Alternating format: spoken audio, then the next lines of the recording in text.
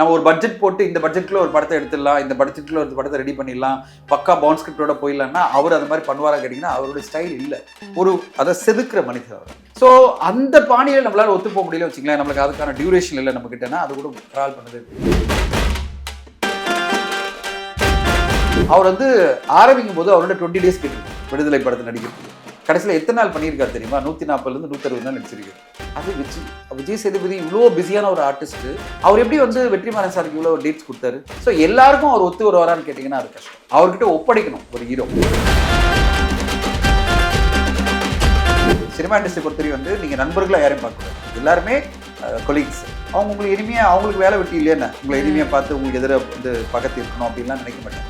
நீங்களா ஏதாவது தப்பாக பேசி அவங்களை இனிமையாக கிரியேட் பண்ணலாம் தவிர மற்றபடி உங்களை இனிமையாக அவங்க ட்ரீட்டே பண்ண மாட்டாங்க, இன்டோர் பண்ணி போயிட்டே இருப்பாங்க. அதுதான் சினிமா. ஸோ இப்போ இருக்கிற சூழ்நிலை என்னன்னா, சரி சார் நீங்கள் ரெடியாக வாங்க, நான் எதிர்பார்க்குற மாதிரி ஒரு கதையாக நீங்கள் ரெடி பண்ணி வாங்க, அப்போ நம்ம பண்ணலாம். அதுவரை நீங்களும் வேறு படம் பண்ணுங்க, நான் வேறு படம் பண்ணுங்க.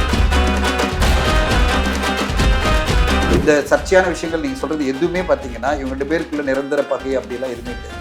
இது ஒரு ப்ராஜெக்ட் ரிலேட்டடான ஒரு விஷயம். அதனால இப்போதைக்கு நம்ம இந்த படத்தில் ஒர்க் பண்ண வேணாம், அப்புறமா ஒர்க் பண்ணிக்கலாம் சொல்றது பகையெல்லாம் கிடையாது. சிம்பு அவர்களுக்கு அடுத்த படம் ஷூட்டிங் அவர் போக வேண்டிய STR 49 ஷூட்டிங் ஆரம்பிக்கலாம். அப்போ அவர் ஃப்ரீயாக இருக்கும்போது டக்குன்னு அவர் அவரோட டேட் யூஸ் பண்ணிக்கலாம். அதனால தான் வெற்றிமாறன் சார் உடனே சிம்புவோட சேர்ந்து ஒரு கதை ஏற்கனவே பண்ண ஒரு கதை, அது வாடிவாசி. ஓகே, அது வடசென்னை 2 தனுஷோட பண்றாரு. இவரு கூட என்னன்னா வேற ஒரு கதை ஒண்ணு பண்ணிருக்காரு. இந்த கதையை தானு சார்கிட்ட சொல்லும் போது, தானு சார் இந்த கதையை பண்ணிக்கலாம் தம்பி, ராஜன் வகையரா அப்படிலாம்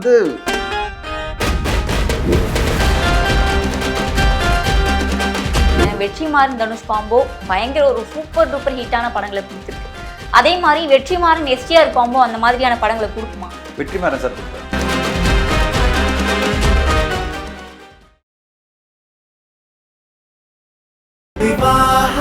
மணப்பெண்ணின் பிரத்யேகமான திருமணம் Vivaha the Chennai Silks. Periyar Maniammai Institute of Science and Technology, Thanjavur. The world needs you. Powaco 5G. Best design. Best AI. Think Techno. Think Purvika. அறுவை சிகிச்சையில் கத்தை என்பது வரலாறு. ரோபோட்டிக் சர்ஜரி என்பது இன்றைய கூறு. தங்கம் புற்றுநோய் சிகிச்சை மையம் நாமக்கல் மற்றும் கான்பூர். கிங் டிவி நேயர்களுக்கு வணக்கம். இன்று நம்முடன் இணைந்திருக்கும் சிறப்பு விருந்தினர் தயாரிப்பாளர் தனஞ்சயன் அவர்கள். சார் வணக்கம். வணக்கம். வெற்றிமாறனுக்கும் சூர்யாவுக்கும் ஒரு பெரிய கிளாஷ், 2 பேருக்கும் ஒத்துக்கல, அதனால தான் படம் ட்ராப் அவுட் ஆயிடுச்சு.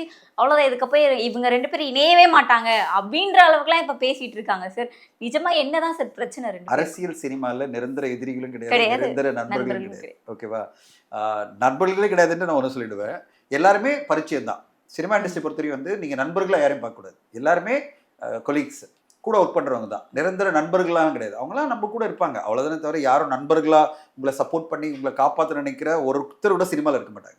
சினிமாவில் எல்லாமே பரிச்சயமாக இருப்பாங்க. பரிச்சயம்னா நோன் பீப்புள், அவ்வளோதான். அதனால் இவங்கெல்லாம் எளிமையும் கிடையாது. ஓகே, அவங்க உங்களுக்கு எளிமையாக, அவங்களுக்கு வேலை வெட்டி இல்லையா உங்களை எளிமையாக பார்த்து உங்களுக்கு எதிர பக்கத்து இருக்கணும் அப்படின்லாம் நினைக்க மாட்டாங்க. நீங்களா ஏதாவது தப்பாக பேசி அவங்களை எளிமையாக கிரியேட் பண்ணலாம் தவிர மற்றபடி உங்களை எளிமையாக அவங்க ட்ரீட்டே பண்ண மாட்டாங்க, இன்டோர் பண்ணி போயிட்டே இருப்பாங்க. அதுதான் சினிமா. ஸோ இதில் இந்த இதில் நீங்கள் சொல்கிற விஷயங்கள்லாம் பார்த்தீங்கன்னா எதுவுமே அதாவது உண்மையான விஷயமே கிடையாது. இது எல்லாமே இந்த சர்ச்சையான விஷயங்கள் நீங்கள் சொல்கிறது எதுவுமே பார்த்தீங்கன்னா இவங்க 2 பேருக்குள்ள நிரந்தர பகை அப்படிலாம் எதுவுமே கிடையாது. இது ஒரு ப்ராஜெக்ட் ரிலேட்டடான ஒரு விஷயம் between Vetrimaaran sir and Suriya sir. 2 பேருமே ஒரு பர்டிகுலர் டிசிப்ளினில் ஒர்க் பண்ணுறாங்க. அவருக்குன்னு ஒரு டிசிப்ளின் ஒன்று இருக்குது, சூர்யா சாருக்கு. இவருக்கு ஒரு டிசிப்ளின் இருக்குது. ஒரு டிசிப்ளின்னா இவருடைய பாணி வேறு, அவருடைய பாணி வேறு. அந்த பாணியில் ஒத்து வரலன்னு வச்சுங்களேன். அதனால இப்போதைக்கு நம்ம இந்த படத்தில் ஒர்க் பண்ண வேணாம், அப்புறமா ஒர்க் பண்ணிக்கலாம் சொல்றது பகையெல்லாம் கிடையாது. அது ஒரு நல்ல விஷயம் தான். அது அவங்களுக்குள்ள ஒரு மியூச்சுவல் அண்டர்ஸ்டாண்டிங்ல.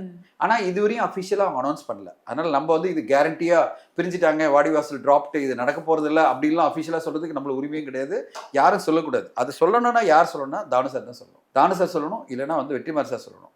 சூர்யா சார் சொல்லவே இல்லை. இல்லைன்னா நார்மலா சூர்யா சார் ஒரு படத்துல விலகினார்னா நீங்க படம் எடுத்து பாருங்களேன், வணங்கான்னு எடுத்துங்க. அதுக்கு முன்னாடி கௌதம் மேனன் சார் படம் அவங்க அஃபிஷியலா டிக்ளேர் பண்ணாங்க. சுதா குங்குரா படமும் நாங்கள் இந்த படத்தை ஹோல்டில் வச்சிருக்கோம் சொல்லிட்டு ஒப்பனாக ஸ்டேட்மெண்ட் கொடுத்தாங்க.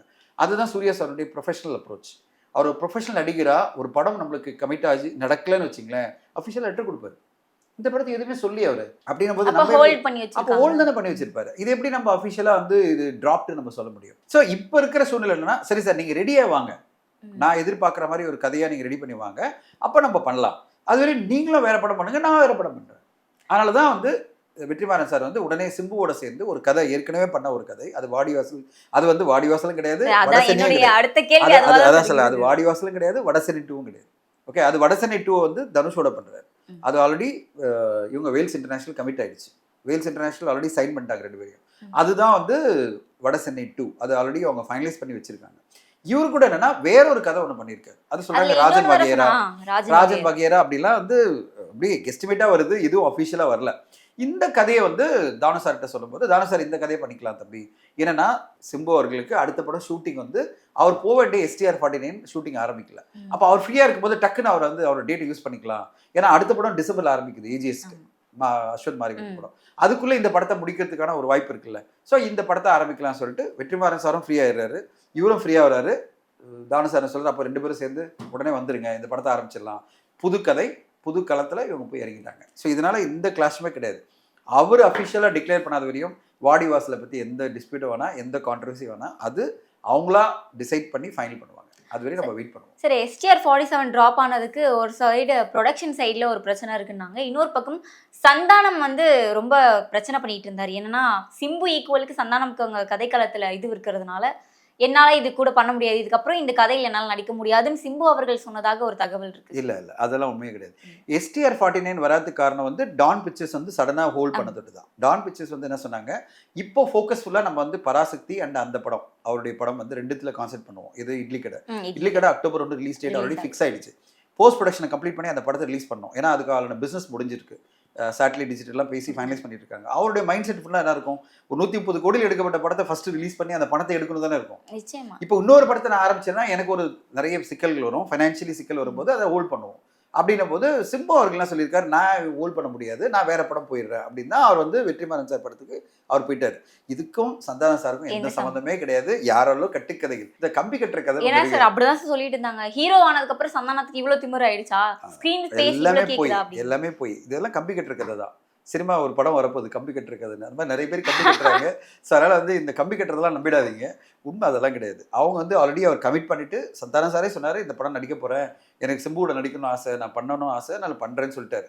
ஆனால் அதுக்கு பிறகு இந்த படம் டேக் ஆஃப் ஆகல, பிகாஸ் டான் பிக்சர்ஸ் வந்து சின்ன ஹோல்ட் பண்ணாங்க, அவ்வளோதான். சரி, என்னுடைய இறுதியான கேள்வியோடு முடிச்சிடுறேன். வெற்றிமாறன் தனுஷ் காம்போ பயங்கர ஒரு சூப்பர் டூப்பர் ஹிட்டான படங்களை கொடுத்துருக்கு. அதே மாதிரி வெற்றிமாறன் STR காம்போ அந்த மாதிரியான படங்களை கொடுக்குமா? வெற்றிமாறன் சார் கொடுப்பார். நீங்கள் காம்போலாம் வராதிங்க. வெற்றிமாறன் சார் வந்து இஸ் a கிரேட் டைரக்டர். அவருடைய பாணி வேற மாதிரி, ஒரு படத்தை எடுக்கிற பாணி அவருடைய வேற. அவர் வந்து படத்தை எடுத்து மாடிஃபை பண்ணி எடிட்ல பார்த்து இன்னும் கதையை மாடிஃபை பண்ணி ஒரு அதை செதுக்கிற மனிதர் அவர். அவர் வந்து அப்படியே ஒரு ஒரு என்ன சொல்றது, ஒரு ஸ்கல்ப்சரை உருவாக்குறதுன்னா ஒரு ஒரு என்ன சொல்றது, ஒரு ஸ்ட்ரக்சர் வந்து கையில வச்சுக்கிட்டு அந்த ஸ்ட்ரக்சரை இந்த மண்ணை கொண்டு வச்ச உடனே ஒரு மண் இது உருவாகிடும்ல, அப்படி பண்ண மாட்டார். ஓகே, அவர் வந்து அவர் முன்னாடி ஒரு மண் இருக்கு, அந்த மண்ணில் செதுக்குறாரு, அது ஒரு சிலையா மாறுது. ஒரு கல் மாதிரி ஒன்று இருக்கு வச்சுங்களேன், இல்லைன்னா ஒரு மண் மாதிரி இருக்குன்னா அதில் வந்து ஒரு சிலையா ஒன்று செதுக்குறாரு. பல படங்கள் எப்படின்னா பவுண்ட் ஸ்கிரிப்டை வச்சுக்கிட்டு நான் ஒரு கம்ப்ளீட் செட்டப் ரெடி, இதில் வந்து அப்படியே நடிகர்களை வந்து அதுக்குள்ளே பொருத்தி ஒரு படமாக எடுக்கிறது வந்து ஒரு பாணி. அது வந்து ப்ரொஃபஷனலாக சினிமா எடுக்கிற பாணி.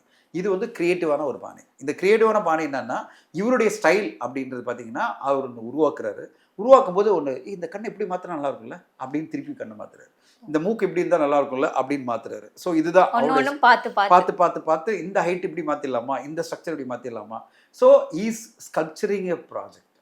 அது எல்லாருக்கும் ஒத்து வருமானா முடியாது. நம்ம ஒரு பட்ஜெட் போட்டு இந்த பட்ஜெட்ல ஒரு படத்தை எடுத்துடலாம், இந்த பட்ஜெட்ல ஒரு படத்தை ரெடி பண்ணிடலாம், பக்கா பவுண்ட் ஸ்கிரிப்டோட போயிடலாம்னா அவர் அந்த மாதிரி பண்ணுவாரா கேட்டிங்கன்னா அவருடைய ஸ்டைல் இல்லை. அவருடைய ஸ்டைல் வந்து படைப்பை வந்து செதுக்கிறது. அதனால தான் அவர் படைப்புகள் எல்லாமே காலங்காலமாக பேசப்படுது. ஒரு ஐகானிக் டைரக்டராக இன்னைக்கு இந்தியன் சினிமாவை பார்த்து அவரோட எல்லா பெரிய பெரிய நடிகர்களும் நடிக்கணும்னு ஆசைப்படுறதுக்கு காரணமே is sculpturing a film, is not directing a film. So அந்த பாணியில் நம்மளால ஒத்து போக முடியல வச்சுங்களேன், நம்மளுக்கு அதுக்கான டியூரேஷன் இல்லை நம்ம கிட்டனா, அது கூட ட்ராவல் பண்ணது பிரச்சனை. இப்போ விஜய் சேதுபதி பாருங்களேன், இன்னைக்கு வந்து விகடன் அவார்டில் ஆரம்பிச்சிருக்கு அவருக்கு ரெகக்னேஷன் ஃபார் விடுதலை 2 எல்லாம். அவர் வந்து ஆரம்பிக்கும் போது அவரோட 20 days கேட்டிருக்காங்க விடுதலை படத்தை நடிக்கிறதுக்கு. கடைசியில் எத்தனை நாள் பண்ணியிருக்காரு தெரியுமா? 140 to 160 நாள் நடிச்சிருக்காரு. ஓகே, எனக்கு தலை சுத்துது. எப்படா சேலரி பேசியிருப்பாங்க, ஏன்னா 20 நாளைக்கு ஒரு சேலரி பேசியிருப்பாங்க, ஒரு கேமியோ ரோல் மாதிரி சார்னு சொல்லிட்டு. அது 140 நாள் 150 நாளாக மாறும்போது தலைவர் எப்படி சேலரி கொடுத்துருப்பாங்க, அவர் எப்படி சேலரி கேட்டிருப்பாரு, ஏன்னா அவருக்கே தெரியாது எத்தனை நாள் இந்த படம் போகும்னு. ஸோ அப்போ எந்த ஒரு நம்பிக்கையில் அவர் 140 நாள் கொடுக்குறாரு. அது விஜய் சேதுபதி இவ்வளோ பிஸியான ஒரு ஆர்டிஸ்ட், அவர் எப்படி வந்து வெற்றிமாறன் சாருக்கு இவ்வளோ டேட்ஸ் கொடுத்தாரு? பிகாஸ் ஈ அண்டர்ஸ்டுட் இவர் வந்து கன்வென்ஷனல் ஃபிலிம் மேக்கர் கிடையாது, நம்ம மாட்டிக்கிட்டோம். நம்ம வந்து ஒரு நம்ம ஸ்கல்ப்சர் கிட்ட மாட்டிக்கிட்டோம். அதாவது நம்மள ஒரு ஸ்கல்ப்சர் அவர் வந்து உருவாக்கிட்டு இருக்காரு, செதுக்கிட்டு இருக்காரு நம்ம கேரக்டரே. இவர்கிட்ட போயிட்டு சார் பவுன் ஸ்கிரிப்ட் படி நம்ம ஷூட் பண்ணி முடிச்சிடலாம் சார், அவர் எங்கே பண்ண போறாரு? ஸோ அவருக்கு அது வராதுன்ற போது அந்த ஒரு பிரச்சனை வந்து நிற்குது. ஸோ அதை வந்து விஜய் சேதுபதி ஒத்துக்கிட்டு சரி பரவாயில்ல நம்ம இவருக்காக வெற்றிமாறன் சார் பண்ணுவோம்னு சொன்னது தான் இவ்வளோ தூரம் பண்ணியிருக்காங்க. ஸோ எல்லாருக்கும் அவர் ஒத்து வருவாரான்னு கேட்டிங்கன்னா அது கஷ்டம். அவர்கிட்ட ஒப்படைக்கணும் ஒரு ஹீரோ. ஒரு சூரி ஒப்படைக்கிறாரு, அதனால தான் சூரிக்கு ஒரு ஹீரோவாக இன்றைக்கி ஒரு பெரிய இமேஜ் வந்திருக்கு. எல்லாருமே அவரை கொண்டாட ஆரம்பிச்சிட்டாங்க. மாமன் என்ற படம் வெற்றிக்கு பிறகு இப்போ எல்லாருமே ஒரு பேங்கபிள் ஹீரோவாக சூரி மாறி இருக்காருன்னா அவரை ஸ்கல்ப்சர் பண்ணது யாரு? வெற்றிமாறன். அதுதான் வந்து விஜய் சேதுபதி நம்புறாரு. ஸோ அதனால் நீங்கள் நம்பலாம். அவருடைய டைரக்ஷனில் பாணியில் கம்ப்ளீட்டாக எஸ்டிஆர் அவர்கள் அவர்கிட்ட சரண்டர் பண்ணியிருக்காரு. ஸோ எஸ்டிஆர் ரொம்ப பிரமாதமாக காமிச்சு ஒரு பெர்ஃபார்மன்ஸ் டிவனாக ஒரு ஹீரோவாக காமிச்சு, அவர் ஏற்கனவே நல்ல பெர்ஃபார்மர். இந்த படம் மூலமாக இன்னும் ஒரு பெரிய லெவலில் வெற்றிமாறன் சார் அவர் காமிப்பாருன்னு எதிர்பார்க்கலாம். கண்டிப்பாக ஒரு ஐகானிக் படமாக தான் வரும் அந்த படம். சார் கூலி, ஜனநாயகன் பிரச்சனை, ஜனநாயகன் பராசக்தி பிரச்சனைன்னு பல தெரியாத தகவல்கள் பற்றி ரொம்ப நல்லா ஷேர் பண்ணிக்கிட்டீங்க. புரிகிற மாதிரி சொன்னீங்க சார். தொடர்ந்து பேசலாம் சார். நன்றி. தேங்க்யூ. மணப்பெண்ணின் பிரத்யேகமான திருமணம் Vivaha the Chennai Silks. Periyar Maniammai Institute of Science and Technology, Thanjavur. The world needs you. Powaco 5G. Best design. Best AI. Think Techno. Think Purvika. அறுவை சிகிச்சையில் கத்தை என்பது வரலாறு, ரோபோட்டிக் சர்ஜரி என்பது இன்றைய கூறு. தங்கம் புற்றுநோய் சிகிச்சை மையம், நாமக்கல் மற்றும் கான்பூர்.